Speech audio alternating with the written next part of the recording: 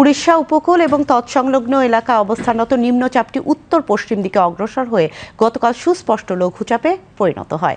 আবহাওয়া অফিস জানিয়েছে, এর প্রভাবে উত্তর বঙ্গোপসাগর ও বাংলাদেশের উপকূলীয় এলাকা ও সমুদ্র বন্দরসমূহের উপর দিয়ে দমকা অথবা ঝোড়ো হাওয়া বয়ে যেতে পারে।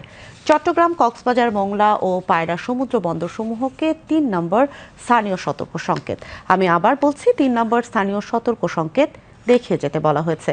উত্তর বঙ্গোপসাগরে অবস্থানরত সকল মাছ ধরার নৌকা ও ট্রলারকে পরবর্তী নির্দেশ না দেওয়া পর্যন্ত উপকূলের কাছাকাছি থেকে সাবধানে চলাচল করতে বলা হয়েছে। এদিকে আজ আবহাওয়ার পূর্বাভাসে বলা হয়েছে, ঢাকা, ময়মনসিংহ, খুলনা, বরিশাল, চট্টগ্রাম ও সিলেট বিভাগের অধিকাংশ জায়গায় এবং রংপুর, রাজশাহী বিভাগের অনেক জায়গায় অস্থায়ীভাবে দমকা হাওয়া সহ হালকা থেকে মাঝারি ধরনের বৃষ্টি অথবা বজ্রসহ বৃষ্টি হতে পারে। এছাড়া সারা দেশের কোথাও কোথাও মাঝারি ধরনের ভারী থেকে ভারী বর্ষণ হতে পারে। সারা দেশের দিন এবং রাতের তাপমাত্রা সামান্য হ্রাস পেতে পারে।